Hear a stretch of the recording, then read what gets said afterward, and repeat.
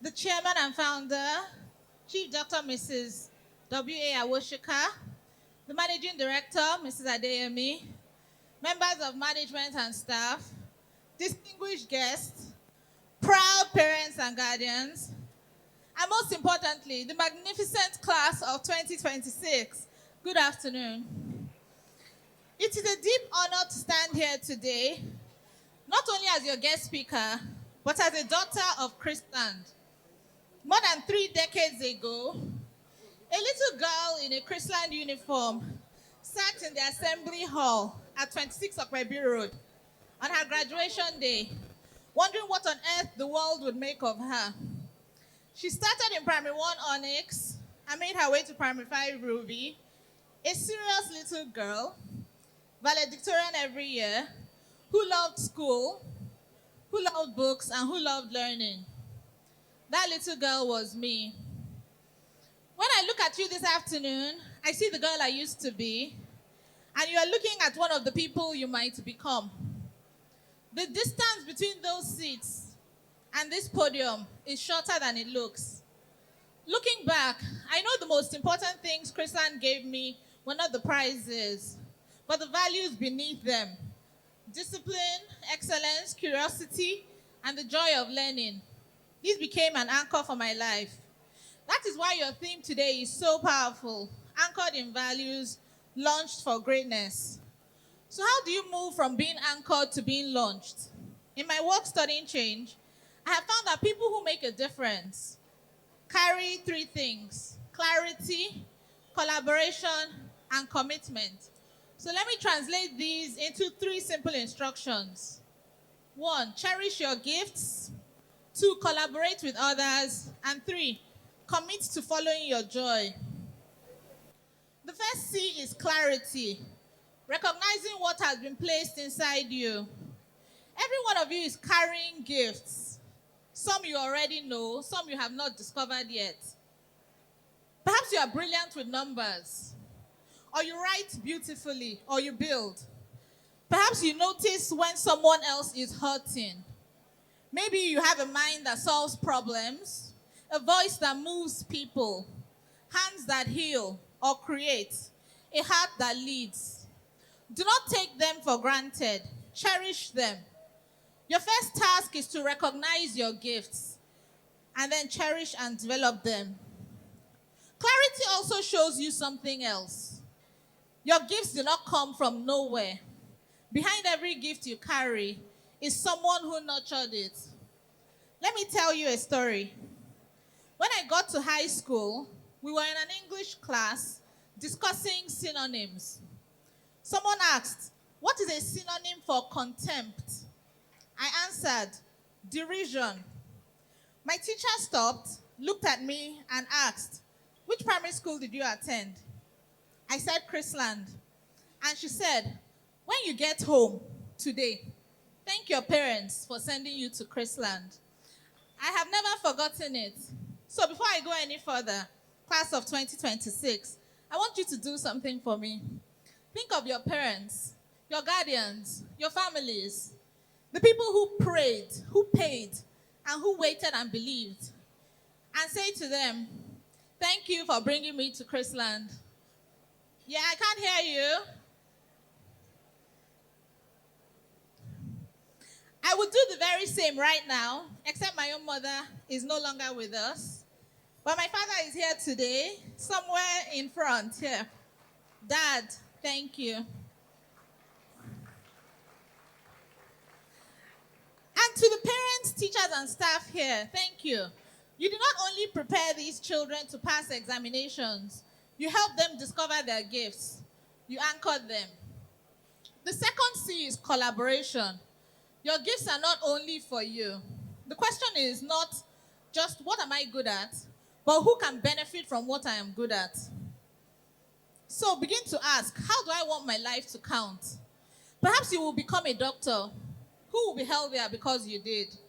Or build a company whose lives will be better because it exists. Because no one changes the world alone. The lone genius is a myth. The lone hero is a film script. Every great life is carried by people and lived for people. Let me tell you another story. Years after leaving Chrisland, I worked at the Lagos office of Accenture, which is one of the leading management consulting firms in the world. At a company event, there was a quiz on company values, and I won first prize. The moderator, like me, was a Chrisland alumnus, and he mentioned that I had gone to Chrisland.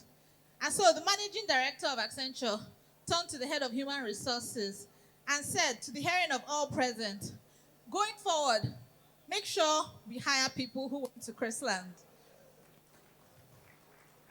I have never forgotten it because that, class of 2026, is what it means to show forth the light. Your character can open the door for another Chrisland graduate you may never meet. That is the power of a life lived well. The third C is commitment. What keeps you going after the excitement disappears? It's easy to be inspired on graduation day, but life will not always be like today. There will be rejection, there will be failure, and seasons when nobody notices what you are doing. That is when commitment matters.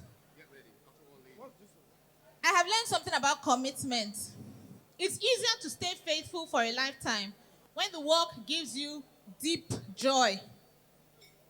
I don't mean what is easy, I mean what makes you feel alive. The work you can practice even when no one is applauding. The work that leaves you tired but somehow still glad you did it.